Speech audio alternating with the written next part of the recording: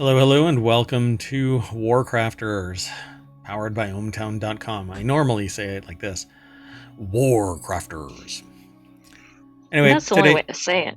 today is May 25th, 2024. It's Season 1, Episode 10 of WarCrafters. I am Mayor Watt, and above me is the sentient AI from the future. Good evening, hometown citizens. Welcome to WarCrafters. Today we're going to be talking about Kingdom Hearts is on Steam very briefly because we just said what the news is. Humble Bundle Steam Deck Metroidvanias. I'm the one that wrote that title there. I wrote it and I can't even say it. You didn't try saying it, though. Yeah. Warhammer Skulls 2024 announcements. Consortium VR murder mystery. One of the best cowboy games on Steam. Cozy strange detective game. Where do Steam goes when you die? Wait, where do Steam games go when you die? Players unlock unreleased content in live service. Dungeons of Hinterberg, and not a big fan of survival games. That and more, again, powered by ohmtown.com.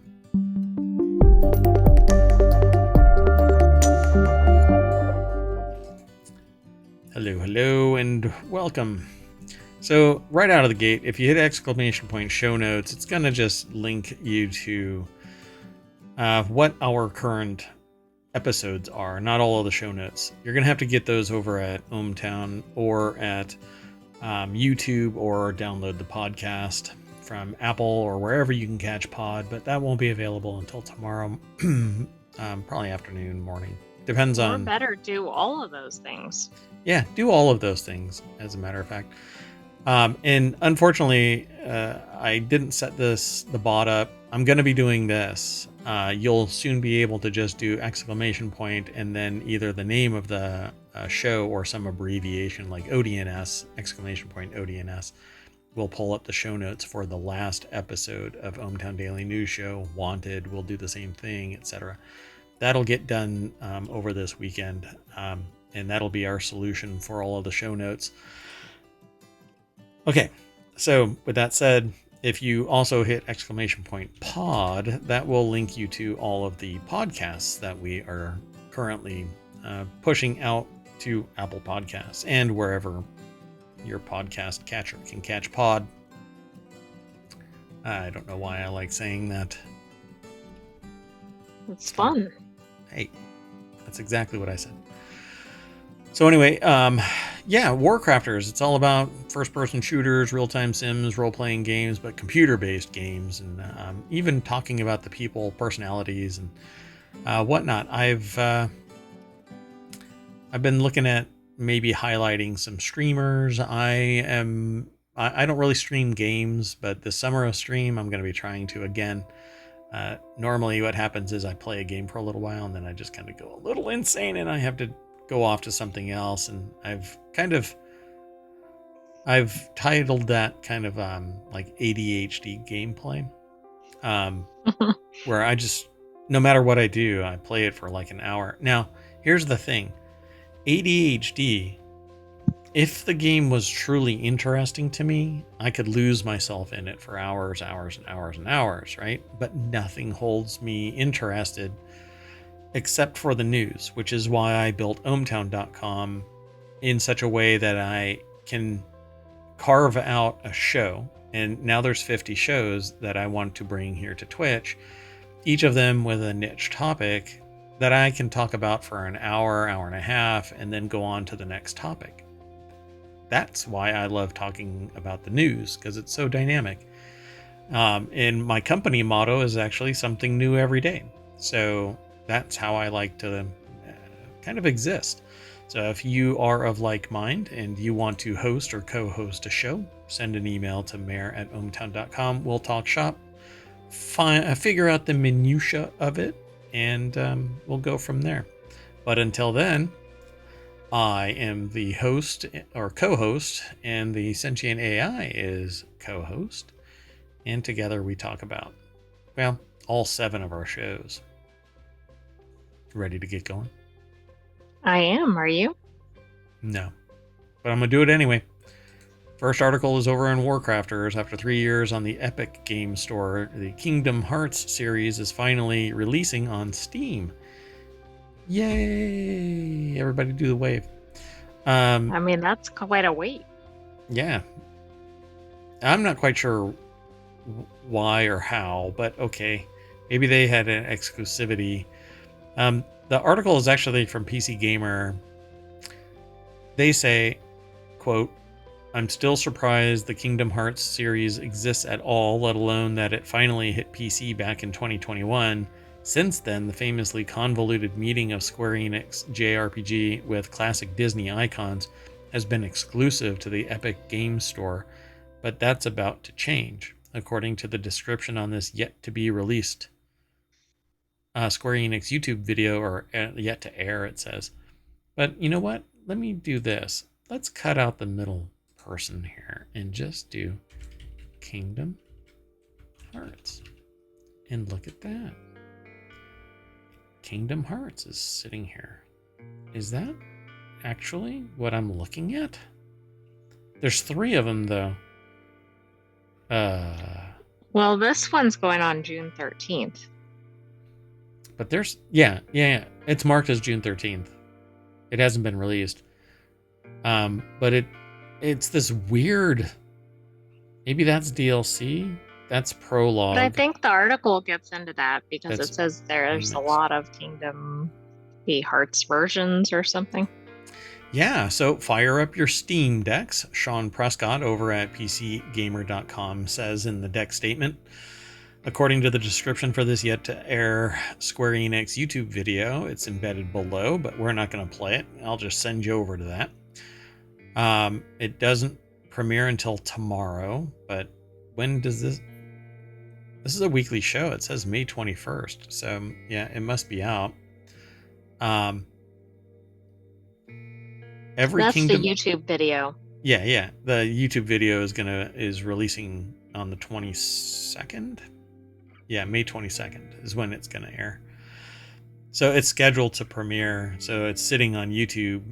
So right now, this probably should air. Maybe it doesn't. Maybe it didn't air. Interesting.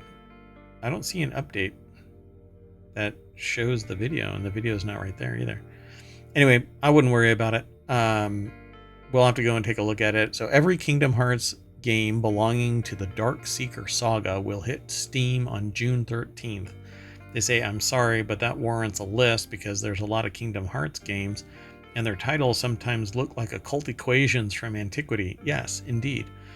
Like there's one right now that says Kingdom Hearts -HD 1.5 plus 2.5 remix dash. By the way, there is a YouTube video that aired apparently on May 21st for Kingdom Hearts on YouTube. Interesting. Well, there you go. I've always been confused by this. Like Kingdom Hearts is a Disney thing, but it's a JRPG from Square Enix. I don't know. But then there's all of this. Final Mix, Chain of Memories. And why are there so many different versions? I don't know, man. I just work here.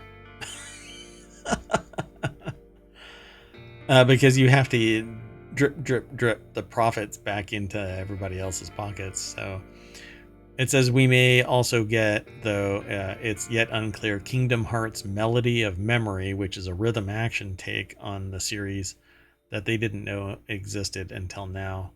I did a search for just Kingdom Hearts, and I only got those 3 that are mentioned. Remind, which is DLC, HD 2.8 Final Chapter Prologue, which that's this. That's the 3rd. And up here is the 1st. So that's what's actually on there right now on Steam. I'm going to actually go over there and look at it. Yeah. I don't get it. It is the strangest link between Disney and something else, and it's maintained this status. It's kind of surprising because Disney doesn't strike me as one of those that would be paired up with somebody else. Yeah, it's pretty wild. What's really interesting is like Buzz Lightyear is in it, and other Disney properties by way of their acquisitions and whatnot. So, huh? All right. Well, I'm not going to spend long on that. Let's go on to the next article. It's over in WarCrafters. This $14 Humble Bundle features 7 excellent Steam Deck ready Metroidvanias. So Metroid and Castlevania merged together, Metroidvania. Add Axiom Verge 1 and 2, Cookie Cutter, and 4 other awesome side-scrollers to your Steam Deck library. Do you notice a theme in today's articles so far? Steam Deck? Steam Deck, yeah. It's almost like Mayor Watt should get a Steam Deck, because all of the games on Steam apparently are going to be able to be played on the Steam Deck. I don't know. I want VR or AR glasses that I can put on, like the X-Reels, and have a 330-inch screen that I can play on. I don't know if the Steam Deck can drive that kind of fidelity. But Alice Jovene, I think is their name, put this article together over at Polygon.com. And the deck statement says, add Axiom Verge 1 and 2, Cookie Cutter, and 4 other awesome side-scrollers to your Steam Deck library.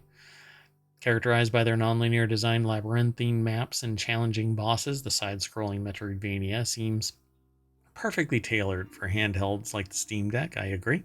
Right now, you can add 7 standout titles from the Metroidvania genre.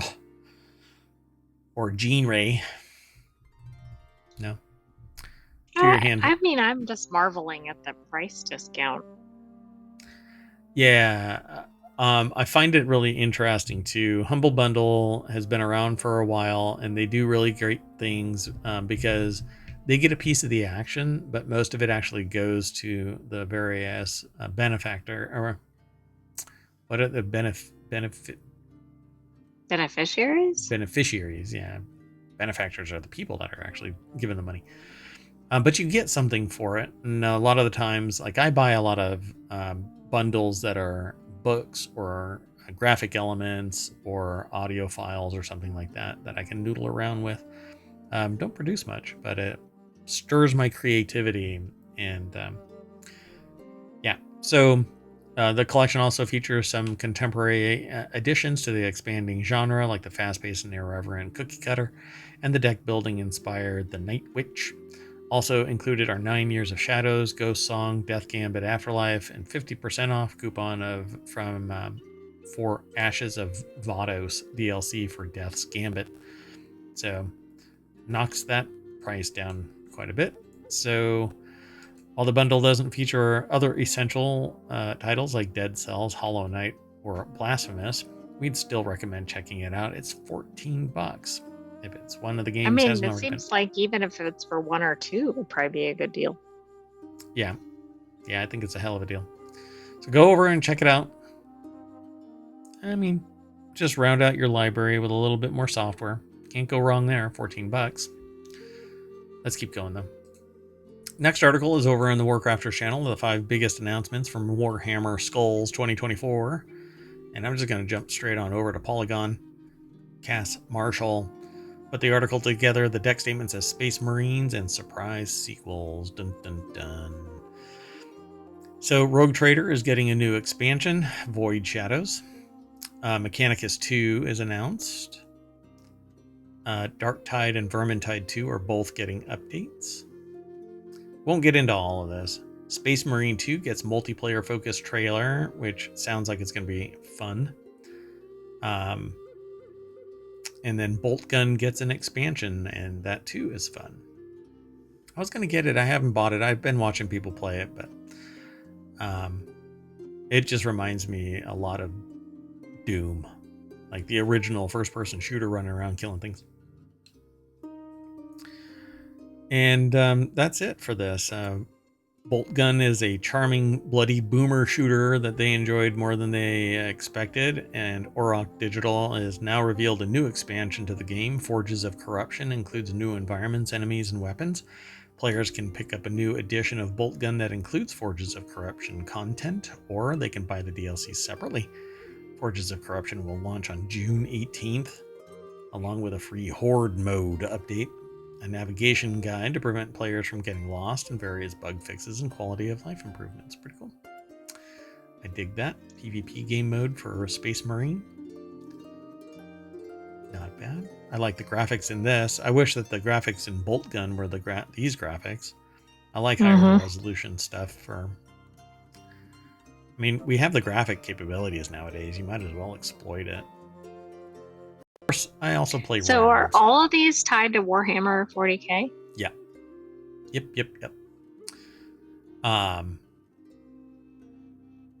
Yeah. So there's the Warhammer 40k space, yes. So there's certain things like Warhammer Fantasy Battles, which is a different setting, but in essence, Warhammer is this dark future dystopian type of existence. And they say 40,000.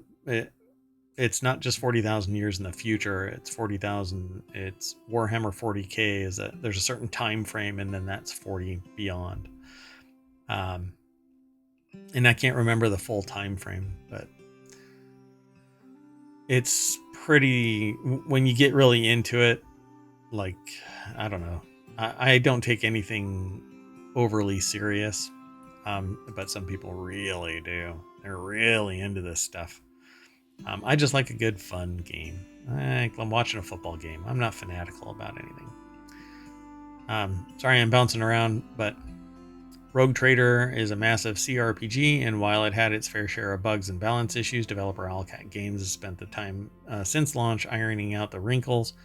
A new 15-hour campaign is on the way, integrated with the main story. The expansion, called Void Shadows, largely takes place on the Von Valancius warship. I don't know. Players can meet and possibly romance Death Cult assassin Cabela. Woo woo. All right, let's keep going. Unless you want to talk about it. I thought the Space Marines looked coolest out of these that we at least saw the graphics from. These down here. Mm-hmm. Yeah, there's a YouTube video out there about the making of a Space Marine. It actually reminds me of Fallout. Yeah, power armor, basically. Mm-hmm. Yeah, it's kind of like that, but they're bigger. The next article is over in Reality Hacker. Consortium VR offers a voice-navigated murder mystery on Steam and Quest. Previously available in early access. I did not know about it. Consortium VR is an interdimensional games remasters and adapts Consortium. Set in the near future on a futuristic spaceship, murder mystery thriller sees you playing as a celebrity peacekeeper called Consortium Bishop 6. It involves using your voice to shape relationships and navigate choices as you uncover a hidden conspiracy, but it's in VR. Building on the 2014's flat screen Consortium, Interdimensional Games has remastered the original release by porting it to a modern engine. This comes with a new ending, redesigned UI, remake of the Zenlil Defense minigame, which doesn't help me at all. Let me mute it. So we're watching a trailer for those that are listening to this via podcast. Basically, you're on a starship and it's bouncing from area to area. And then it tells you to speak to interact. And so you actually have to say what you are going to be doing, which seems limiting to the number of people that could be using VR to play a game. If you can't talk. Right. Who can you trust? I don't know. If you ever watch Reality Hacker, nobody. But it looks like you take all of this takes place on a ship, and you have to give command instructions with your voice, and apparently walk around. It's not just voice driven, but all of your choices make some type of, all of your choices have impact on the final outcome. Pretty cool. Pretty cool. Well, that seems like it might have a lot of playability then, because maybe you could do it and go in different directions. Yeah, again and again and again. Or you do a thing called save scumming, which is you save it, make a decision. If you don't like it, back up, save it, do it again. Yeah, it's pretty bad. Henry Stockdale over at uploadvr.com put the article together. And I don't know if there's going to be much more. Yeah, there's not much more. They have a quote over here. You'll be tasked to investigate and attempt to solve a cryptic murder, defend the crew from an outlandish attack, uncover hidden conspiracies, and navigate complex interpersonal relationships among the crew. Consortium features a highly interactive narrative, allowing you to make choices that impact the story's direction and your relationships with the characters. There's a little bit more over at the article, but yeah, this chunk here is pretty much the nuts and bolts. It's kind of like reading the trailer for a movie, and everything that's special about the movie is in the trailer. Exactly, like you see the whole movie in the trailer. Yeah. Okay, let's keep going though. Our next article is over in WarCrafters. One of the best cowboy games ever made is only $1.50 on Steam. Call of Juarez Gunslinger. Let's see. Yeah, it's $1.50 still right now. There's actually two of them. One for 99 cents. Call of Juarez Bound in Blood is 99 cents. Call of Juarez is 99, not 99 bucks, 99 cents. Call of Juarez Bundle is $3.12. And then Call of Juarez Gunslinger is $1.49. Wow, it's even cheaper than $1.50. Yeah, $1.49. Look at this person rounding up, for crying out loud. Now you can buy it for under $2. That's a steal, partner. Yeah, it is a steal. If you're interested in a Western style game. The article is actually from Kotaku.com. Zach Zweisen is the author. Call of Juarez Gunslinger is a gorgeous and creative spin on the classic cowboy game. I like cowboy movies. I didn't like Red Dead Redemption because I didn't really like the way that it played, like the way that you controlled your horse and stuff like that. I don't know why. I think it's because it's a console game ported over to PC, and I don't use the controller. It's keyboard and mouse for me. So it says here, it may not look fancy and realistic as Red Dead Redemption 2, but it's tight Old West gunplay, creative design, and stylish visuals make it one of the best cowboy games around. And now you can buy it on Steam for under $2. That's a steal, partner. Developed by Techland, Dead Island, and Dying Light folk, and released in 2013, Call of Juarez Gunslinger is a first-person linear shooter set in the Old West. And to be clear, Gunslinger isn't like the other so-so games in the Call of Juarez franchise. You don't let its name scare you away. This game is a smaller and much better spin-off featuring comic book-inspired visuals. What do you think? I think you should play some of the trailer. Well, let's play some of the trailer. Let me mute it. Can't have anybody sitting there spouting off stuff that's going to get us in trouble. So the trailer that we're watching is actually, it looks like the introduction cinematic to the first episode of this comic book style graphics. And it has some text overlay. So they locked up the person and sentenced them to hang right along with Billy the Kid. This is almost like Fallout 2. It really reminds me of that. That's funny. You just need a zombie. So, yeah, they talk about snipers and Gatling guns and the real works of art that combine craftsmanship of a gunsmith with the artistry of a jewelry worker or maker. Try to perform long chain kill streaks to earn score multipliers. Interesting. Yeah, there isn't much to the trailer. It looks like a first-person shooter, and you have to survive each round of it to move forward. This actually looks like it would be a blast to play. So, $1.49 or $3.12. You know what?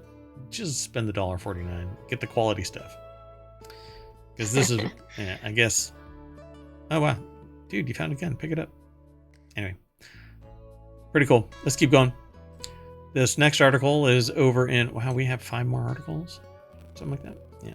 So we're halfway through. The next article is over on the WarCrafters channel. This follow-up to cozy detective game Strange Horticulture is called Strange Antiquities. And this time, you'll run an occult artifact shop. And this had me at Strange Antiquities. You're going to be an occult artifact shop, which, if you remember back in the day, there was a show where a bunch of people, not a bunch, it was a few people owned an antiquity shop, but all of them were cursed. And they had to solve the problem of these cursed items. Let me see if I can find it really quick.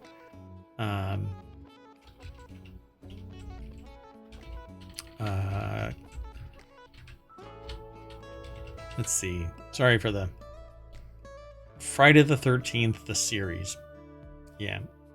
There's a movie, I guess, called Needful Things. I swear I've seen that. Needful Things was a shop that sold cursed items to unsuspecting customers. Friday the 13th is basically that as a series that ran from 1987 to 1990. I thought it was great. I like that kind of a storyline. This, I'm totally into it. So 2022 is a fantastic year for detective games that got both sprawling murder mystery, The Case of the Golden Idol, and cozy plant shop puzzle game, Strange Horticulture. 2024 is shaping up pretty mysteriously too. A new Golden Idol game is due out this year, and even more exciting news, a follow-up to Strange Horticulture called Strange Antiquities. I've actually looked at the beginning of this prior to it being submitted. So it's the same style of art and I think the same kind of mystique around it. Christopher Livingston is the author. PCGamer.com is where we got it from. Instead of plants, you'll be examining strange artifacts while you try to unravel a mystery. We'll play a little bit of the trailer and walk you through it. They say strange events have returned to Undermere. Oh wow, that looks like an old D&D map. Any game with a map is always good. Yep. And it has a little kitty. Hold on, let me back up a little bit because I want to see something. Did that cat's eye change color? No, it didn't. Okay. So the cat has 2 different colored eyes. So there's part of the mystery right there. I'm sure of it. And then you show up, or somebody shows up. Strange Antiquities. So looks like it's going to be a fun game. I think hold on. Let me see. Oh, by the way, Strange Antiquities was already on my watch list. So.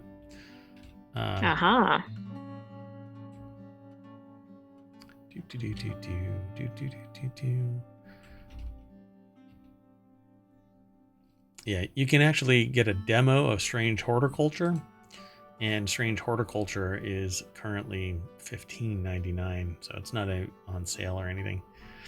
But you could get Strange Horticulture and play that, and by then maybe Strange Antiquities will be out. Yep, and it has a map too. Wait, I think... Is that you? Oh, that's you. Interesting. So I think the person that pops up in Strange Antiquities is one of the people that's in Strange Horticulture. It is. Oh, okay. I think it's you moving over to this. So trade in your flower pots and watering can for a monkey's paw and skull talisman, because in Strange Antiquities you're running a cozy little curio shop. Check out the all too brief teaser above. Yes, it is. Strange Antiquities is a brand new adventure set in the quaint and gloomy town of Undermere, where The underwear gnomes have stolen underwear. Undermere. Underwear? Undermere and Ewer. So it reads the announcement from the developer Bad Viking and publisher Iceberg Interactive. Use your maps to explore the town, find and identify arcane artifacts, and use your collection to aid the townsfolk with their unusual problems. Seems like fun. I will probably end up getting the name is good alone. The author of this article says, I absolutely loved Strange Horticulture. It was the best puzzle game of 2022. So this is the most exciting gaming news that they've heard in months. They're so ready for another cozy yet unsettling series of mysteries in the gloomy, rainy town of Undermere. There's no release date yet, but they're crossing their fingers that, or on a monkey's paw, that Strange Antiquities will be out sometime soon. Dun, dun, dun. Well, let's see. I'm going to look at my wish list that has 322 items in it. And that's all. Yep. And list it by release date. And where is it? Okay, well, it is... Why can I not find it? It says to be announced. Yeah, no, I'm looking for where it falls in my list. Oh, I see. Yeah. Because depending on that, so the last release was May 23rd. Okay. And so if you scroll up through my list and you run across something that says something that, like, some of the stuff hasn't been released yet, and then every once in a while I get a game that is stashed somewhere in the unreleased section and it has been released, and so I can see possibly when it might be released. But this right, you can kind of figure it out from the context clues. Yeah, maybe, maybe, just maybe. But I see stuff that this isn't coming until like late this year. Maybe. Because some of this stuff has said 2025 on it. So, yeah, I don't know. It's after Plant Prospector, which is August 2025. Oh, so it's got a while. Yeah, maybe. I don't know. Maybe they'll change it. Who knows? It's one of those things. Let's keep going, though. The next article is over in WarCrafters. Where do your Steam games go when you die? Probably back to Steam. Nicole Carpenter over at Polygon.com put the article together, and the deck statement says, well, and then crossed out well and put will. It's complicated. So I don't know what happened, but somewhere along the lines, somebody has asked this question. Apparently, I've been asking this question, but just not asking it publicly. I've been talking to people about it, but maybe I'm just complaining.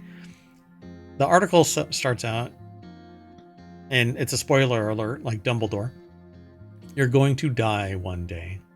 We all will. But what happens to your library of digital games when you do? I've been asking this for a decade plus. Because nobody seems to know. Nobody seems to address it publicly. You are the one that has it licensed, and it's just in perpetuity. It might not be the first order of business for your family or friends, but digital assets do have value. Some people spend thousands of dollars over the course of their lifetime on video games, plenty of which are likely digital, like Steam and Epic's games and so on, GOG and so on. A Reset Era forum user, delete12345, the same as my password, reached out to Steam customer support in May to ask, can I put my Steam library in my will? You can, technically, if you pass along your log information. Don't forget two-factor authentication. but the games you've purchased aren't actually transferable to another person. The answer, delete 1, 2, 3, 4, 5, got effectively, we're sorry, but no. Polygon has reached out to This Valve. is the problem with all these digital products, right? Yep. And this is the take that I've had. It seems pretty preposterous that you can't pass down something that you own. But the thing is, you don't own the games in your Steam library. There you go. You in the digital format, we have lost first sale doctrine because you don't actually own anything except a license to perpetually consume. But that license is bound to you. Valve states this clearly in the Steam user agreement. The content and services are licensed, not sold. I think that's disgusting. You can argue that physical discs are glorified license keys, but the important detail here is that those licenses are transferable. You can legally lend your game to a friend for them to play or sell it off entirely. Agreed. You know what I think is weird is I think on Steam, you're paying one price one time, which looks like you're actually buying it. Well, yeah, you are. Every game is like that. You pay one price one time. In fact, Elder Scrolls Online got rid of its subscription model, and you can buy gold and it transfers into buying online product. But that's still all a license. And if they want to kill the live service, that's gone too. Right? Disgusting. It's an issue that's not unique to video games, according to Texas Tech University School of Law professor Jerry W. Beyer and fiduciary officer Carrie J. Nip. Beyer and Nip wrote in a state planning journal about the ultimate erroneous report that actor Bruce Willis wanted to sue Apple over his iTunes library, which he wanted to leave to his children. Regardless of the veracity of the original claim, it brought the issue to the mainstream. Yeah, it took a freaking movie star to bring this to head, when there have been people that are talking about it way before Bruce Willis. User agreement, yeah, we're all equal. The user agreement you click through when you purchased digital assets like games means you've agreed to the platform's licensing deal. And some digital storefronts have rules too regarding account ownership and password sharing, which puts another wrinkle in the transaction. Steam's terms of service, for instance, forbid account sharing. So if you die, are you sharing your account? No. Only one person can access it.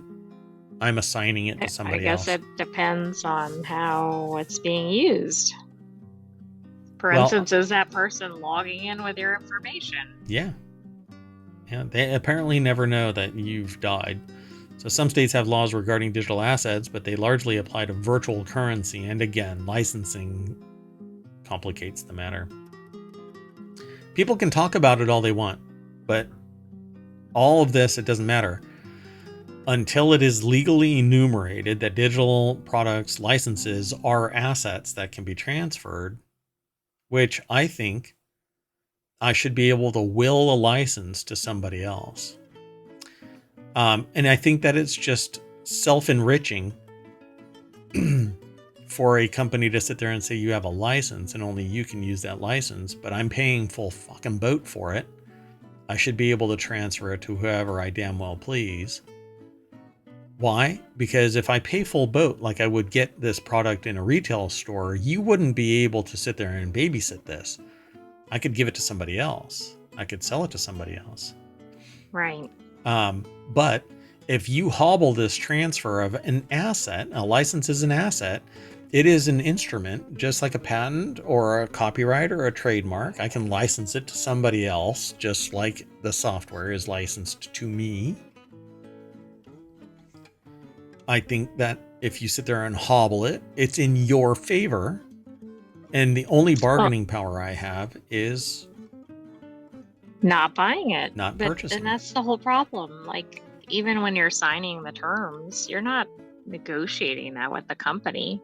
Right. You're either signing it or you're not getting it. Right. When I read this right here, I think of it as a high school, but it's High Technology Law Journal. It Santa looks Clara like it. High. I think I've read it like that about 3 times. in 2013 that digital content is transferable to a deceased user's survivors if legal copies of that content are located on physical drives such as iPods, Kindle, e-readers. That presumably extends to your laptop, meaning that the laptop loaded with games could be added to a will and passed on. So far, there's no dispute that the devices and the works fixed to them can be passed on. Yeah, but can you actually access them depending on how they're set up? But yeah, can you install that somewhere? See, but it's tied to an account, which means that you can't transfer it over. But you can change all of the personal information in that account. So if you have access to it. Except for one website. In my entire life, there's only one website where I've not been able to modify the account contact information. Like the profile information. Yeah. And it's the one that I've had a problem with tonight. So far, there's no dispute about that. So an estate plan is an expression of what the person desires should happen with after their death. And knowing that they want what they wanted provides the family with compelling arguments against the service providers. They always say he. I guess it's in the context of a particular person, but it needs to be more general.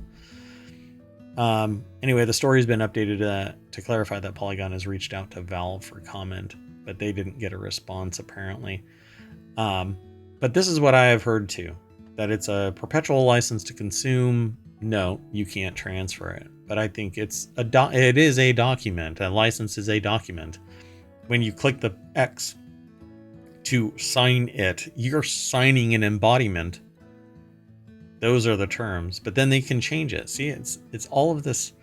There's another word for it. I can't remember what it's called. Like self-empowering. It's enabling themselves to benefit to the greatest extent at the cost of the consumer. Like self-enriching or something? Yeah, but that's not the right term because it is self-enriching at the termination of the contract or the license because you die. Your estate has to buy everything again. That's why I'm so pissed off about this. If I've look, let's say I have 1,000 movies because I've been around for a while sitting in my iTunes library that I've purchased through the movie store, the iTunes, for lack of a better term, iTunes store.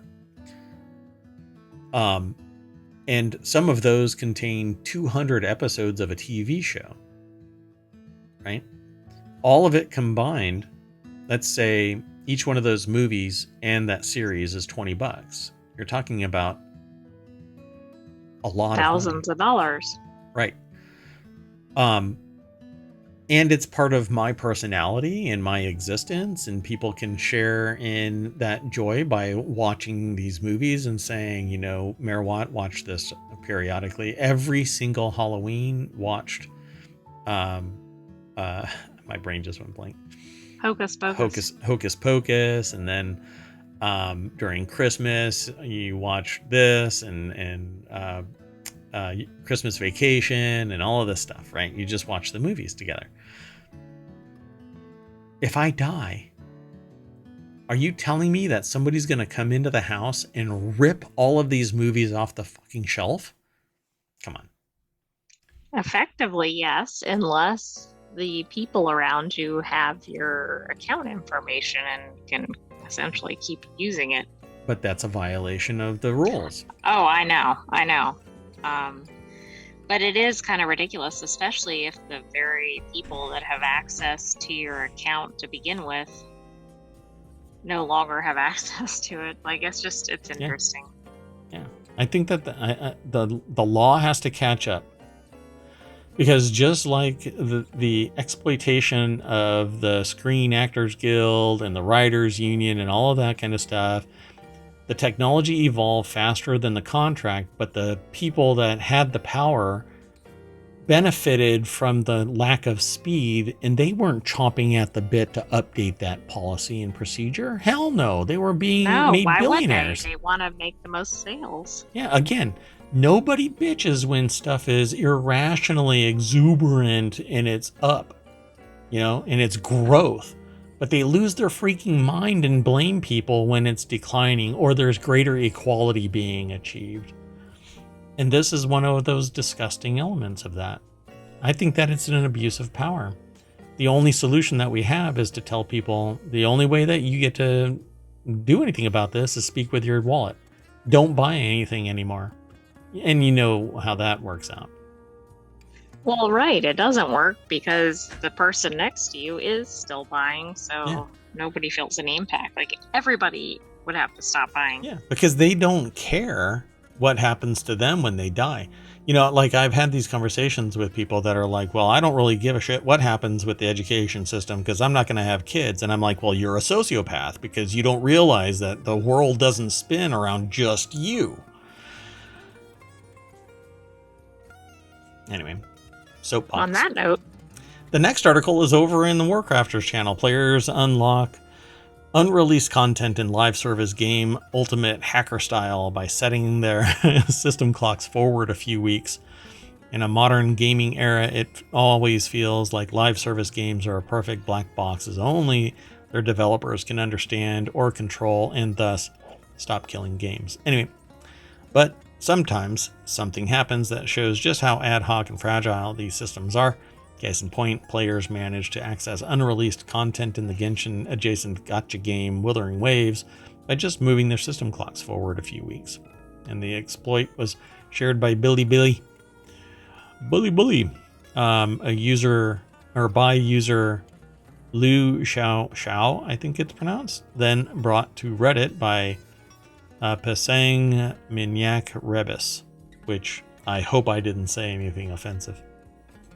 The article is by Ted Litchfield. I get the sense that you did. Yeah, I know. Wait, there's somebody at the door.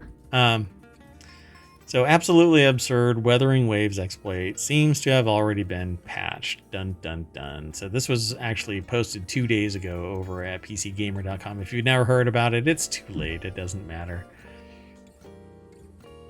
So let's see. I don't know what really happens though. What did you get out of it? But if it isn't gone entirely by the time you read this, it is. The exploit will likely soon get nipped in the bud. Bug had already been patched on the Chinese servers, though. At the time, the users in other regions were still able to replicate it. PC Gamer's own Wuthering Waves player features producer Molly Taylor noted that a new update has already come in on European servers, but she understandably doesn't want to risk a potential account ban to test it. Whoops. They were already familiar with single-player games that relied on system clocks for in-game events. We all were, if we're over 30. Animal Crossing is probably the most well-known example, but you could also wait for a boss to die of old age in Metal Gear Solid 3. Just sit there. So this story serves as a little peek behind the curtain when live service games are usually so opaque and proprietary, and it boggles the mind to see a brand spanking new online game get undercut by such a low rent exploit. But hey, if it wasn't meant to be exploited, it wouldn't be there, right? I don't think that's really the right view here. All right, moving on. Next article's over in the WarCrafters channel. Dungeons of Hinterberg is a cozy fantasy for those trying times. Dungeons of Hinterberg begins in an awfully familiar place, Burnout. Louisa, the heroine of this adventure, is actually anything but. She's a hardworking junior at a law firm who hits the books all day and rots all weekend. By the time she's en route to the Austrian Alps to vacation, Louisa's feeling pretty empty. Whoa. Comes a superhero, it looks like. Moises Taveras put the article together for Kotaku.com. The text statement says, you ever dream of running away from life's problems and fighting monsters instead? No? No? I would say no. Waiting for an answer there. So you see in... I thought that was more at the viewers. Everybody, including the sentient AI from the future. That was found on a weird-looking USB drive in a Wendy's parking lot at 2 a.m. Maybe I was waiting to be able to fight monsters and hoping I ended up in the right location. Now I want chicken nuggets. like spicy barbecue chicken. That's your takeaway? So in Hinterberg, goo-like monsters assume the shape of creatures from local folklore and do battle with vacationing slayers who buy equipment with made-up currency used expressly for magical items. In Hinterberg, 25 magical dungeons have appeared, and Louisa believes that tackling them all will fix her ills. And it's here that our journey begins. That is not Louisa. That's character creation for a game. That's the video up there. So everything about Dungeons of Hinterberg is comforting. It is the latest in a line of games whose visuals suggest the work of artist and cartoonist Mobius. Like Sable and Bomb Rush Cyberfunk, and much like the former Dungeons of Hinterberg, feels floaty. Louisa runs, but her feet feel closer to a seamless glide. In combat, her dodge, roll, and swipes feel more elegant and less labored than something like Dark Souls. As she runs towards a chasm, Louisa jumps of her own accord and satisfyingly latches onto clingable surfaces. So it seems like it's a pretty frictionless, seamless type of interaction. When Louisa isn't cosplaying as a dungeoneer, she's back in Hinterberg, resting up and forging new bonds. The author says, I didn't realize that Dungeons of Hinterberg also housed a social and calendar system a la Persona. The Persona series actually has a fanatical following. You doing okay? Yes. I haven't heard of Persona.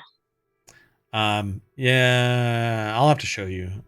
It's interesting. JRPG style.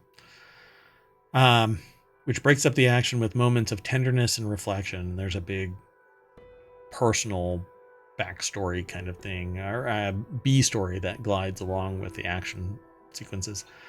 After a tough first outing in which the tutorial dungeon uncharacteristically begins to collapse on Louisa, she befriends a more experienced slayer named Alex, who eventually unlocks a social menu for you. As that happens in the real world, you know. So the blend of these systems with Dungeons of Hinterberg's otherwise cozy visuals and tone make the game feel oddly healing. So guess what's going on? Oh, now you're at 323. Oh, doing okay?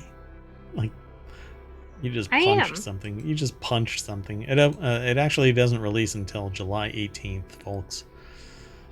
So there's no prize, but it's on my wish list. It's coming. Next Fest demo is coming soon, it says.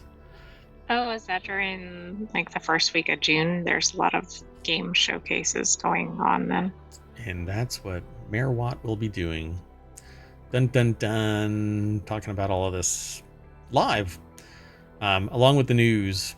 So Hometown Daily News will actually run probably a whole day, and then the show will actually be done at 8 p.m. Eastern. But the next article, and the last one for tonight, for all of our shows, is over in the WarCrafters channel. I'm not a big fan of survival games, says director of 2024's best survival game. What? Yeah. So the author says, my last few weeks with Abiotic Factor have been a cure for survival crafting burnout. They thought they'd never want to look at another crafting bench again. But it turns out all they really needed was a genuinely fresh perspective on survival crafting to get on board. What first drew them to abiotics setting. It looks like the word. Yeah. A post-disaster underground lab inspired by Half-Life's Black Mesa facility. Dun dun dun. I swear they could have done so much with Westworld like this, but they completely shit the bed. So Morgan Park over at PCGamer.com put the article together. Half-Life inspired survival game Abiotic Factor has sold 300,000 copies so far. Yeah, I don't know if this is, well, maybe, yeah, this year's #1 type of game, sure. You won't find choppable trees in the cold, echoing halls of the Gate Cascade Research Facility. You can't forage for berries or build a log cabin. You can spend your last dollar on a vending machine, root beer, and smash up a CRT monitor for its useful innards. You don't play as a blank slate or a seasoned survivalist. You're a schlubby scientist with no idea what they're up against. In fact, you're reminded every time you vomit up dubious soup, get so sleepy your eyelids narrow, or have to find a bathroom before you have a serious accident in your pants. And who hasn't? Oh, wait. This is an odd feature for a game. Yeah, very real. Quote, I like the exploration of survival crafting. I like the adventure, and I like the role play of it too. I like sitting around campfires and chilling with your buds. You know, I think a lot of games don't promote that a lot, he said. So that's why sitting is one of our major features in Abiotic Factor. It's actually how you rest and heal in a lot of ways. We wanted to promote that environment. So you have to eat, drink, rest, but not all that often. You don't, or when you do take a nap or drop a deuce, a minigame appears to make time pass quicker. You only need to craft tools once and then easily repair them. Keen said his team was inspired by another unorthodox survival game, Project Zomboid, and its Moodle system. Zomboid's like a survival zombie game. Oh, okay. Yeah, I don't know. There's a lot to this game that I couldn't get into it. It's every time I watch something about this, the group that I was watching was hyperkinetic and loud, and that's just not how I like to live my games. So I might have to take another look at this. Well, just me. Well, it actually sounds contrary to the style of the game from how this article is describing it. Yeah, particularly how the developer was describing it. That you're supposed to be kind of chill and reflect. Right. And but every time that I've seen anybody playing this, they're all going out of their freaking mind. So I don't know. But then there's that. So Which for the doesn't podcast, look very chill, but yeah. Yeah, we're watching at a blood splattered room, probably at the hands of the players. Yeah, I don't know. There's a lot of quotes in here. Keen also talked about how Abiotic Factor's unique setting has sometimes backfired when introducing it to players. How do you communicate to survival crafting fans expecting screenshots of forests, dirt, and log cabins that a game about balding scientists in a lab is right up their alley? Yeah, it's kind of hard. But, I don't know. I'll have to take a look. I think it's out now. So, I mean, let me see. Let me make sure that... Yeah, it's $24.99. But you can get Core Keeper and Abiotic Factor for $36.88. It's from the same makers as Core Keeper? I have Core Keeper. It looks like it's in early access right now. Yeah, that's code for it's released. Might as well just buy it. No, that's not true. If you don't want to spend $25, wait for it to go on sale. But $24, $25 with endless replay? Yeah, I'm pretty sure that you can have fun with it. Overwhelmingly positive rating. Go. Get it. Have fun. So, hold on. I want to see something. What is that?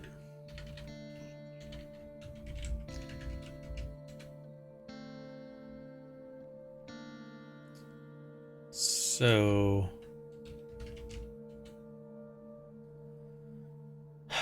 a non-living condition or thing as climate or habitat that influences or affects an ecosystem and the organisms in it. That is Abiotic Factors. So, I guess you're going to be impacted by everything in the environment that isn't you. Non-living condition. Some of the pictures certainly look like that's the case. Is that like bloody nachos? Or the person is all covered in blood?